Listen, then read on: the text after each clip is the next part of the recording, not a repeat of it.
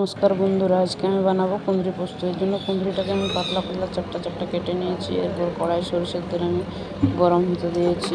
সরষের তেল গরম হয়ে গেলে এরপর আমি কুঁদরিগুলো ছেড়ে দেবো।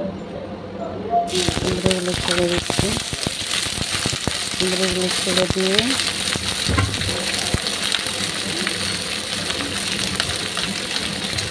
এরপর আমি অল্প পরিমাণে নুন দিয়ে দিচ্ছি। হলুদ দিলে আবার লেগে যাওয়ার সম্ভাবনা থাকে কড়াইতে, তাই নুন দিয়ে ভেজে নেব পুরো কুঁদরিটাকে।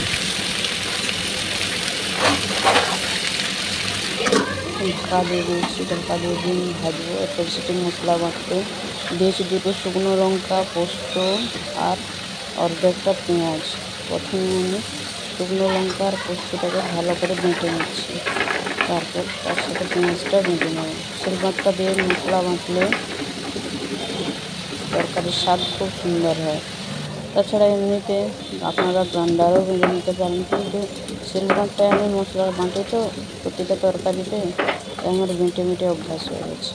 তবে খেতেও খুব সুস্বাদু হয় তরকারিগুলো। এরপর আমি কুঁদরিটাকে অর্ধেক ভাজা হয়ে গেছে, পুরোটা একদম ব্রাউন করে ভেজে নিতে হবে। কুঁদরিটা কাঁচা থাকলে খেতে একদম ভালো লাগবে না। তাই সুন্দরভাবে পরিষ্কারভাবে 10 থেকে 15 মিনিট ধরে কুঁদরিটাকে আমি হালকা আঁচে ভেজে নেব। এরপর দিয়ে দিচ্ছি হলুদ। তারপর কুঁদরিটা আমি ভেজে নিচ্ছি। কুঁদরিটা ভাজা হয়ে গেছে। এরপর দিয়ে দিচ্ছি পোস্ত, পেঁয়াজ, লঙ্কার বাটাটা দিয়ে নাড়িয়ে দেবো।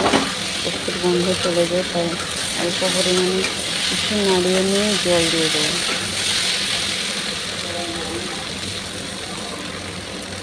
জল দিয়ে দিচ্ছি, আর একটু জল দিয়ে দিচ্ছি যাতে সেদ্ধ হয়ে যায় কুঁদরিটা। এরপর অল্প পরিমাণে নুন দিয়ে দিচ্ছি।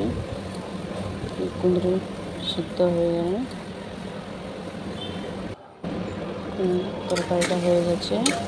এরপর আমি ঢেলে পরিবেশন করে দেবো। আপনারা চাইলে বাড়িতে একবার এভাবে কুঁদরি পোস্ত বানিয়ে নিতে পারেন। খেয়ে জানাবেন কেমন হয়েছে রেসিপিটা। আর যদি আমার রেসিপি ভালো লেগে থাকে তাহলে অবশ্যই একটু লাইক করবেন আর কমেন্ট করবেন, আর সবসময় আমার পাশে থাকবেন।